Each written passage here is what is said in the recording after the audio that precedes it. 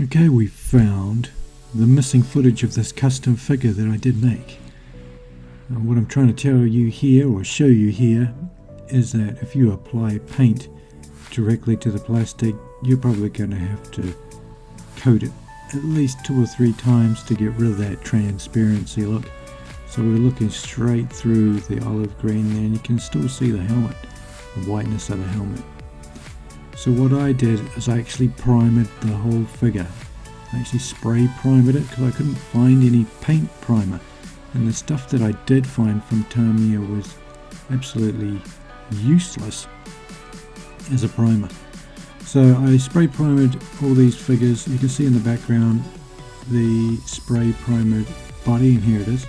So it turns out all grey matte colour, so it's all flat, and then you can start applying the paint and it will apply a lot easier, and you'll get a nice smoothish kind of layer. It's going to have some texture to it too, so it's not going to be glossy. Now this is showing you the pattern that I wanted to apply to the figure. So I wanted to do a tiger stripe camouflage Stormtrooper. So we applied the olive green first, and then we got a bit of dashes of green across the figure, and I guess I'm going to show you now how I applied that. And the same application goes for the black. So you randomly apply little squiggles and lines of paint, so it looks like the tiger stripe camouflage. And of course you do this first, you build up the green layers. You have an olive green base, and then you build up a green layer and then a black layer, and then it will come out fairly decently.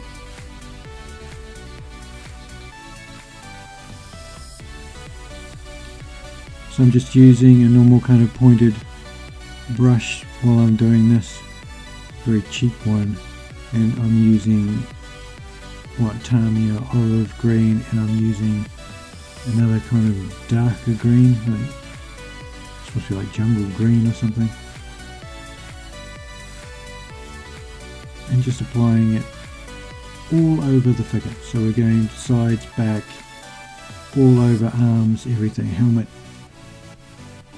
and then you can start adding further details with gluing pieces on, and etc. and etc.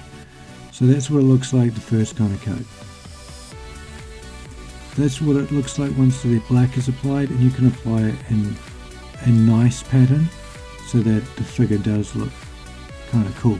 This is where we're working on the base. I'll talk about the figure later, but this is the next picture I found. I used some green stuff to make some rocks and painted those after I glued them on the base. That's just sand, so I masked off a little millimeter around the base, and I applied some glue, and I dipped it into some sand, applied the blocks and coloured them, or the rocks. Looking at shotgun there, which is just a standard piece of gun with a pin piece stuck on the end of it, camouflaged. The toothpicks are the shotgun shells with a bit of foil pushed into them. The rear is like a capacitor from a computer part, and that's just some elastic for the belt and for the breathing apparatus, which is a bead, and of course a little bead and a little gem for the grenade.